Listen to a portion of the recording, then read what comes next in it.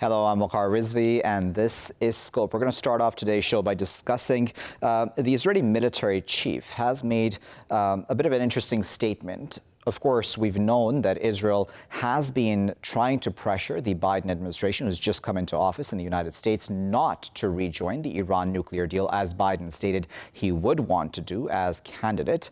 The Israeli military chief has said that Israel is prepared to launch an offensive, essentially. Of course, I'm paraphrasing his words, that his forces are preparing for an offensive against Iran if the U.S. seemingly does join that deal. I mean, that seems to be the underlying message, at least, that the world and the Americans should be receiving from his statement.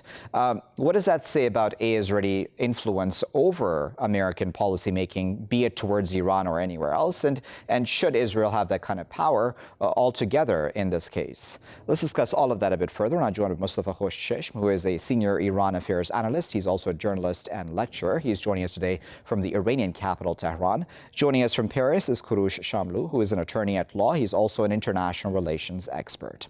Kourosh and Mostafa, thank you both for taking your time out to join us here in Scope today. Mostafa, I'd like to start with you. What do you make of the Israeli military chief coming out so directly, essentially, and saying this? I mean, we know Netanyahu has also said this in a more indirect fashion, but this is very direct, isn't it? Hello, and thanks for having me, Waqar. Let's start with the very fact that this is not against the Biden administration's policy. It's part of the United States policy towards Iran. The United States has worked out only one formula that's called the strategy of containment, which went into force since Obama took office, actually. It works through the carrot and stick policy.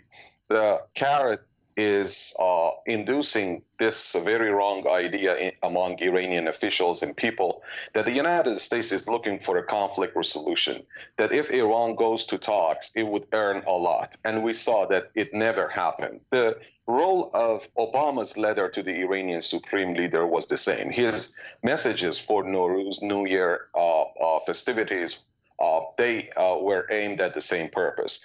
And also, it has a stick side. The stick side is raising the costs for Iran in order to change the calculations among Iranian officials and decision makers, and also leave an impact on the taste of Iranians on the eve of elections.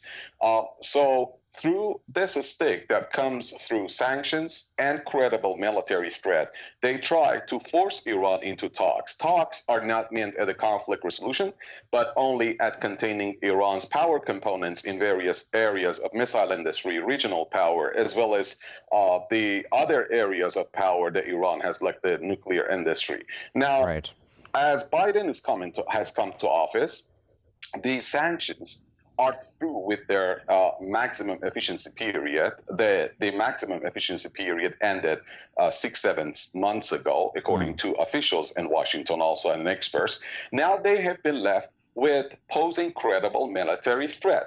But after the triple incidents last year, including the Global Hawk that was shut down, as well as the Iranian barrage of missile attack on the U.S. airbase in Ain al-Assad, the U.S. threats are no more credible. So what's happening?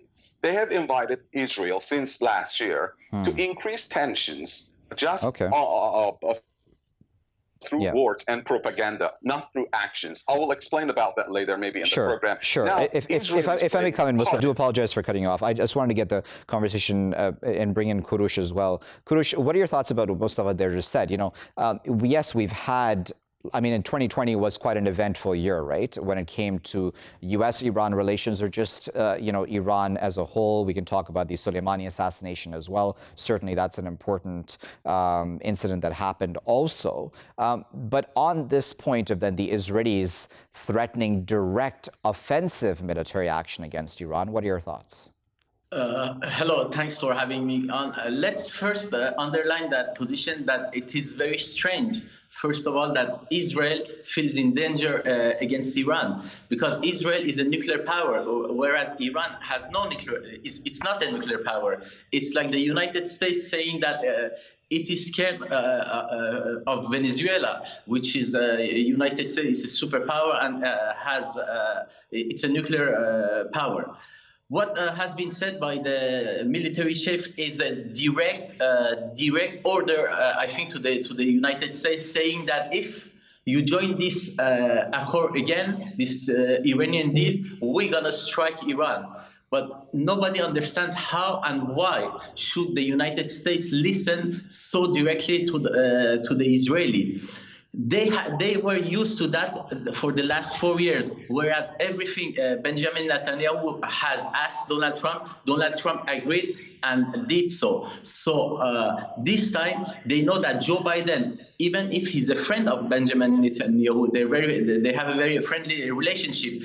They know that Joe Biden is not going to listen to what they said, and they want them to join this accord. So that's the issue. And Joe Biden's administration, you have Tony Blinken, which is the Secretary of State, was one of the negotiators during the Iran deal. So I think the Israeli threat is it's very odd, but Joe Biden's not gonna listen to that and is gonna go forward trying to get Iran, because otherwise there's not a lot of solution. It's either you negotiate with Iran in order to avoid them to getting the nuclear power, or make a war.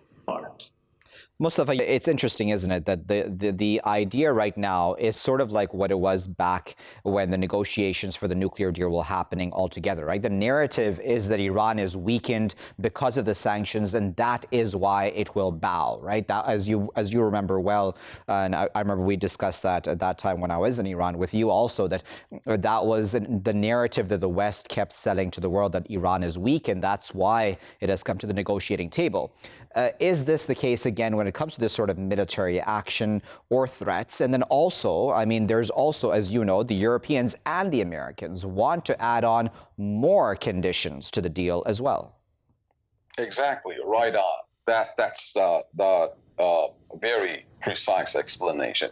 If history is any lesson, since Iran's nuclear dossier came under spotlight back in 2002, the Israelis have been leveling accusations as well as threats of military action and attack periodically, every now and then. Even in 2007, the Israeli top military brass as well as defense officials warned that they had done solo and as well as joint aerial drills in preparation for war against Iran, and they would go for an airstrike on Iran in 1 or 2 months. But what happened? None. Iran started its first military exercises, missile exercises actually, back then, and everything went off. The maximum thing they had done has been, yes, they have assassinated 5 Iranian scientists, 4 was successful, and also they partnered in the Stuxnet cyber attack. These are called security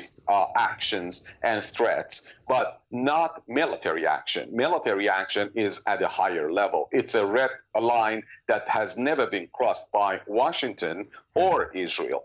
Fast forward to 2019. The Israelis, after the United States realized that Iran would not surrender, and after the events last year, the triple incidents that I just mentioned, including the annual missile strike, the Israelis stepped forward. They raised lots of claims. For 10 consecutive Thursday nights, they claimed that something is happening in Iran, some fire has happened.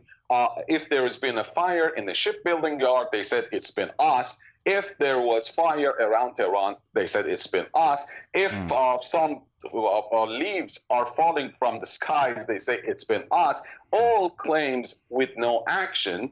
But why? Because they intend to leave an impact on the public opinion in Iran to introduce themselves as a credible threat. But this is not the case. For the past 1 year, they've been claiming that they've been bombing Iranian centers in Syria. 95% has been false, has been wrong. In those 5% cases, they have received a tough response. The Israelis, remember the casualties they had in the Golan Heights. So they are part of the United States containment strategy, and this is just a psychological war, part of the United States soft warfare against Iran to push it into talks. Kourosh, what is the alternative? I mean, yes, we can say that the other side has not lived up to its commitments, et cetera, but is Iran willing to then say, okay, you know what, we're going to walk away from the deal and that's it, and we're going to,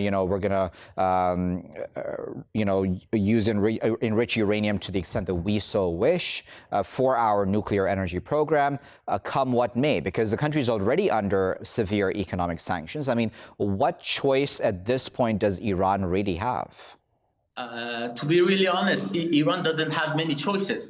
As the Supreme Leader Ali Khamenei said many times during this last year, Iran wants to not to join the nuclear deal because Iran is already inside. They want the United States to get in because the economy of Iran is going very, very bad.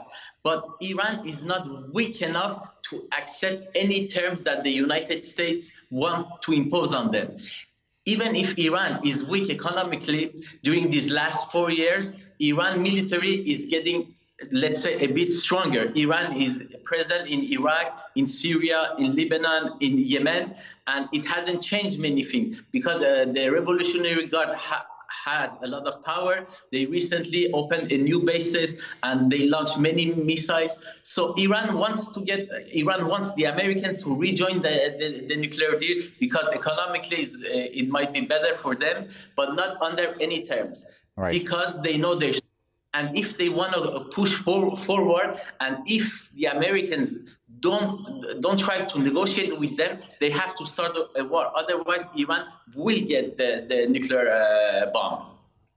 Okay, Mostafa, same question to you, really, because it's about options at this time, right? And yes, we can, like I said, we can say that Iran will just say that, you know what, the deal is not working for us, and it hasn't really been working for Iran, if we're completely honest, anyhow, from day one. So why stay in the deal? But then what are the other options? I mean, are there alternatives, really? Oh, yes. Tehran has options available. Donald Trump played this containment strategy in a naive way, and he has harmed the formula in both aspects, in the carrot and stick. And sanctions, they have lost their efficiency, and also the military threats have lost their credibility. Therefore, now the Iranian economy is picking up. Now, but the Biden administration has come to office at a time when this formula is growing weak, while Tehran is at the start of its options available in various areas of the nuclear industry as well as missile industry and many other fields, its regional allies. So in the military fields, it would be enough for Iran to open up its gates to millions of refugees who would like to cross Iran to get into Europe. Tehran has so many options to wreak havoc on the West, but Tehran is just at the beginning of its active resistance policy, and it could gather more and more leverage against the United States and the West. That's why it has just picked up its 20% enrichment, and soon it would fire IAEA inspectors under the additional protocol, though not all of them, because Iran would stay as part of the NPT and the inspectors would be in Iran, but their mission would be much more limited. That's one part. The military aspect is very interesting because the Israelis have been just making hues and cries in words, threatening Iran verbally. Tehran has just started a new policy that it would not talk much. It would take lots of actions to inflict pain on the Israelis for their verbal threats. How? They claim that they've sent a nuclear submarine to the Persian Gulf, but they have not. Actually, they have claimed that it's in the Red Sea. That's just a claim because the Red Sea is not suitable for submarines because of lack of clarity on the water. Still, Tehran's top military official, General Bagheri, declared a few nights ago that Tehran would soon start a new mission in the Red Sea, like Bab el-Mandab. They have decided to send a flotilla to the Red Sea in order to protect Iranian shipping in there. That's a pain on the Israelis. That's action against verbal threat. So Tehran has just started to increase its leverages against Israel, the United States, and the West. So, Kourosh, you're sitting in Europe, you're sitting in France. I wonder what the European viewpoint is in your eyes, because we have had the Germans, I believe, the German foreign minister, who said, as well as the French, I believe, officials have said that Iran is the one that needs to first start, fulfilling its end of the deal when it comes to the Iran nuclear deal. But then the Iranians, as you well know, have said that no, it's the Americans who actually need to come back into the deal and ensure that the sanctions, et cetera, are lifted. Who's going to win in this tug of war? I mean, how much are the Europeans willing to give leeway to the Iranians, do you think? As you said, the Europeans act sometimes very, very strangely, because they said that the Iranians need to get back into the deal, whereas Iranians respected all their obligations so far before the Americans withdrew from that nuclear deal. But if Europe has to choose between Iran and the Americans, of course they're gonna choose the Americans. They're gonna side with the Americans, even if they try to stay in the middle and say, okay, we want the deal to be in place, but we don't say anything to the Americans, but we want the Iranian to go further, have more obligation. Who's going to win? It's not, we don't know who's going to win, but I think both of them, Iran and the United States, know that they have to sit around the table and negotiate.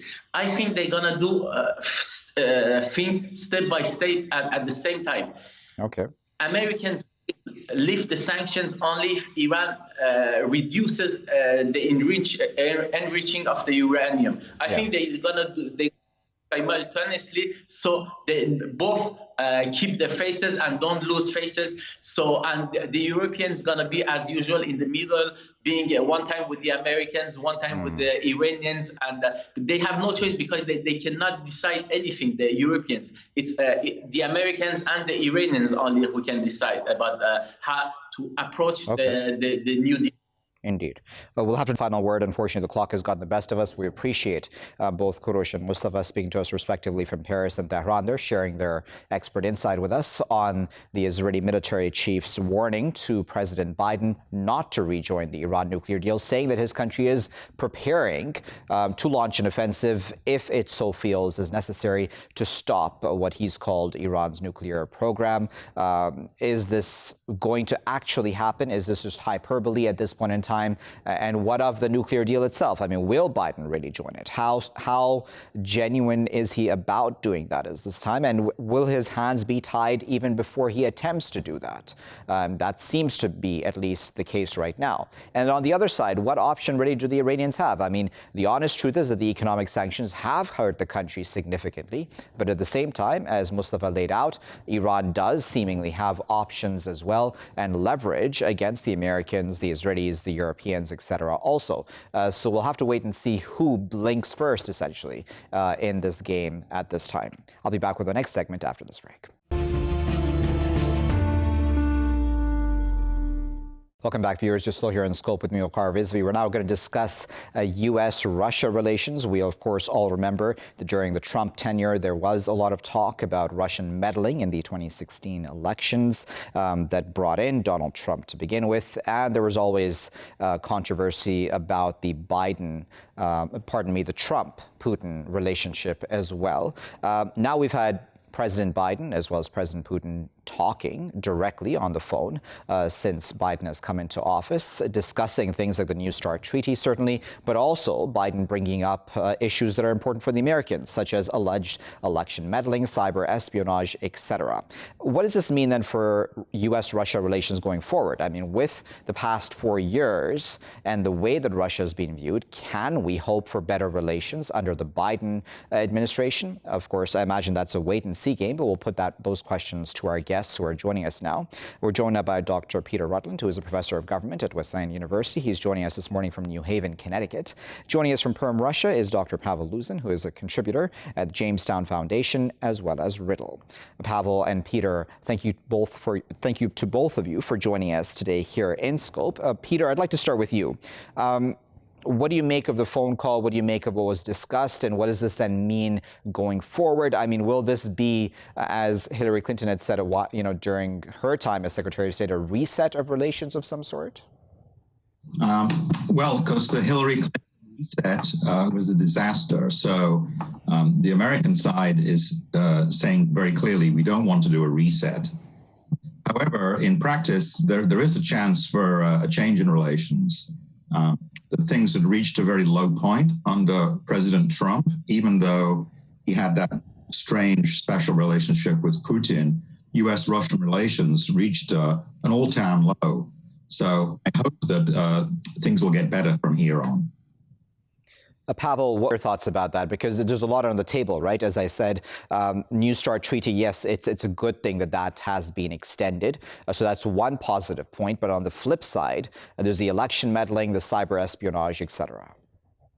Of course, it is a good news that the New START treaty has been extended, because definitely it is the last agreement in arms control, in nuclear disarmament agenda. But I don't expect that our relations, I mean Russia-American relations, will become better, because sanctions will still be in place. Some suspicious towards cyber espionage, as you mentioned, towards hackers, and so on. Everything will be in place. The contradictions towards European security, towards Ukraine, also in Middle East, everything will be in place. So the only hope that U.S.-Russia relations will not degrade further. I mean that the only hope that Russia and the United States will still speak to each other in some points, for example, space cooperation, maybe, and some humanitarian issues, and so on. Peter, let's talk then about those areas of cooperation. I mean, yes, there's certainly a lot that these countries disagree on, but then do you think that the areas of possible cooperation worldwide, and I mean, I imagine this has been the case even under the Trump administration, is that there were still areas where the two countries cooperated, didn't they? There weren't many, to be honest. There were so many areas of disagreement, from the Iran nuclear sanctions to the fighting in East Ukraine, to the Nord Stream pipeline, bringing gas to Germany. So there were many, many areas where US and Russian interests seem to be pulling in opposite directions. So hopefully now at least we have a competent administration in the Washington, D.C., who's willing to talk to Russia, so maybe they can find some areas where they can cooperate. Obviously, the New START treaty for nuclear weapons is one, but for me, I think the biggest challenge I see in the near future is Iran, trying to get the Iran deal going again, which the Biden administration may be willing to do, and also Syria. And here, the position of Turkey is absolutely critical, because Turkey is playing both sides. It's got good relations with Russia, but it is a NATO member. So I think the key question is, what will the Biden administration want to do with Turkey? Pavel, let's talk then about that, because the Iran nuclear deal is certainly an important one. Do you think that the two countries can come together to agree on that sort of thing? I mean, because for the U.S. to come back into that deal would be a huge win, not just for the Iranians, but for the other countries who are a part of that agreement, including Russia. Definitely yes, but you know that the United States currently under the pressure of Israel, who is not in favor of Iranian deal, and also everything depends from Iran itself. Because if the Iranian government will be able to, will be ready to go back, to make step back and to go back to Iranian deal, it is a very complicated issue. Hopefully, yes. I hope Biden's administration will be ready to move back to Iranian deal. But what about Iran itself? Peter, I wonder just the worldview that the Russians have versus the worldview that the Americans have, right? I mean, I would think that has been something that, and you can correct me if I'm wrong, has always been historically a point of difference, right, in foreign policy making. And as you correctly said, there are, of course, a lot of points of differences even on the foreign policy front. I can think of Venezuela, for example, also. Do you think that will ever change, or will this remain the same in the future? And does this always mean that there will always be this tug of war between these two countries? That doesn't also bode well for either side, I would think. I mean, it's a headache for both, isn't it? Yeah, no, you've hit the nail on the head there. There is a fundamental difference in worldviews between Russia and the West, I would say, because it's not just the United States, also Europe. Relations between Russia and the European Union have not been very good either, with the annexation of Crimea and the Navalny poisoning. So it's the West generally is seen as somebody who is adversarial to Russia, who is threatening Russia. And as you say, this goes back deep into Russian history. So to be frank, I don't expect Russia to change its view of the world, which is grounded in its own history and geography. So the only optimism I can see is on the other side, that the Biden administration seems to be very pragmatic. So let's see if they can follow through with that and start negotiating with Russia, despite our different worldviews. But on the other hand, the Biden administration is going to take human rights issues more seriously than the Trump administration did. And so that will be competition, I think, within the Biden administration between the idealists and the pragmatists, just as there was in the Obama administration. We'll have to leave that as a final word. Unfortunately, the clock has gotten the best of us. We appreciate both Peter and Pavel for taking their time out of their, no doubt, busy schedules to speak to us and to share their insight with us. That was Peter, who was speaking to us from New Haven, Connecticut, and Pavel was speaking to us from Perm in Russia. Now, U.S.-Russia relations have always been very sensitive and a tough balancing act, right? So as much as there are differences on very important issues, both domestically in both countries, as well as on foreign policy making, I would think that there are still areas of cooperation which continue, and the two countries are somehow still able to make it work behind the scenes because they are both nuclear powers, and somehow that has to be balanced out. But at the same time, during the Trump administration especially, we know that it really got heightened, right? The whole Russia collusion case, etc., cyber espionage as well. That's something that's been brought up by Biden in this phone call with President Putin of Russia. Will this mean then that the next 4 years under Biden will also be one that is very tough, a tenure that is very tough for the Russians? That, of course, is a wait-and-see game as we see how developments around the world also come out in which both parties have interests also. I'll be back with my final segment after this break.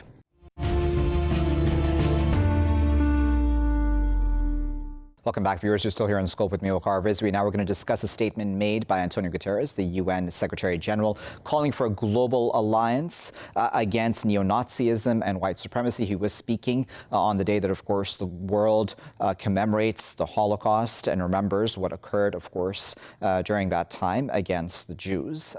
He also spoke in great detail about xenophobia, hate speech, and, of course, we can also hone in on examples around the world of where governments are acting, where France, for example, has said that Generation Identity, I believe is the group's name, may very well be targeted now for its activities. It's a right-wing group in that country, as well as Canada, which may very well go after the Proud Boys, a group that has, in fact, had quite an impact in the United States as well, in Charlottesville and other places, certainly also. Let's discuss all of that a bit further with our esteemed panelists who are joining us today. We're joined by Dr. Carmen Aguilera-Carnerero, who is a lecturer at the University of Granada. She's also senior Senior Research Fellow at the Center for Analysis of the Radical Right and a researcher at the Bridge Initiative of Georgetown University. She is joining us today from Granada in Spain. Joining us this morning from Pittsburgh, Pennsylvania is Dr. Kathleen Blee, who is a distinguished professor of sociology. She's also the dean of the Kenneth P. Dietrich School of Arts and Sciences at the University of Pittsburgh, and she is also a published author. Kathleen and Carmen, thank you both for your time today. Kathleen, I'd like to start with you. What do you make of Guterres's request or demand from the world to build an alliance and to act against neo-Nazism, white supremacy? I mean, this has been something that has been a long time coming, I would think. It's a very welcome change in direction. The far right is absolutely a threat, a terror threat across the world, and it's increasingly globalized. So in the United States, just yesterday, our Department of Homeland Security issued a terror alert for far-right extremism. That's an overdue step. That's a step by the new Biden administration. But this is not an issue that can be addressed country by country because the far right has global networks of communication, distribution of money and bitcoins, and distribution probably of armament. So this is a global problem. Indeed, speaking about the fact that it's a global problem, right, Carmen, we can hone in on, for example, what happened in New Zealand with the Christchurch attacks. But of course, there's a whole bunch of other attacks we can talk about. We're going to talk about Halle, for example, in Germany as well. The interconnectedness of all of these, as Kathleen there has alluded to as well, that's an important point, right? Yes, totally agree with Catherine on that respect. One of the problems is that I think the governments thought, or some governments in the world thought, that there was a problem happening in other countries, but this is not totally correct. Actually, radicalization and extremism and this kind of behaviors and attitudes is a global problem. And as I said, all these individuals, members of these kind of groups are interconnected. It's very easy to connect all around the world right now with social media and technology. So it's a global problem. It should be tackled from a global perspective. So I agree with Catherine. So Guterres' proposal seems to be very positive to end up with this global threat. Kathleen, and you can correct me if I'm wrong, certainly, but there is this perception in many people's minds around the world that because of the war on terror, the idea in many people's minds is that terrorism is only really of one kind, right, or comes from a certain group of people, be they Arabs, Middle Easterns, or if we're completely honest, Muslims, right, many of the times. And there's been, of course, arguments and debates about whether or not that's a fair viewpoint, and I don't want to get into that necessarily, but because of that narrative sitting in people's minds, do you think it's tougher to then convince people that white supremacy, neo-Nazism is just as much, or sometimes in certain cases, more of a threat? I think that's been an enormous problem in the United States and actually beyond the United States and parts of Europe, where there's been such an emphasis equating terror with just a particular group of people. That's been absolutely the dominant narrative in the United States government for certainly the last 4 years. And during that time, the far right has mobilized and become more effective at its terrorism, more tied into far right groups across the world. And the United States was not prepared to deal with that because of this narrow focus. I would say the insurrectionist attack on the U.S. Capitol in January 6th of this year has begun to change people's perceptions of that, as has the incoming Biden administration, which is making a clear, strong statement that domestic far-right terrorism is a major problem in this country. So, Carmen, do you think that the lessons have been learned from where, for example, the global war on terror went wrong? I think there are a lot of work to do. As Catherine said, the attack, the assault on the Capitol was a quite wide eye-opener for many people. But still, there are a lot of things to do, and a lot of different forces should join efforts to finish up with this problem. It's, as I said, I think I see it as a global problem, but also a different country should tackle the problems domestically in a different way, although the threat is global. All right. So then if the threat is global, then Kathleen, for example, let's just hone in on, because you brought up the Capitol and the riot there and the insurrection, right? We have Trumpism, for better or worse, which is still very much a reality, right? And I don't want to say that Donald Trump is completely always advocating for violence or even advocates for violence necessarily. I don't want to get into that debate either. But just the reality of that situation in the U.S., do you think that that is something that we can even really go step beyond, because he has so many supporters? So it's not like we're talking about necessarily a very small group of people. There's significant groups of people who have those sorts of ideas in their minds. Yes, I think you're absolutely right. So the problem of the far right terrorism is twofold.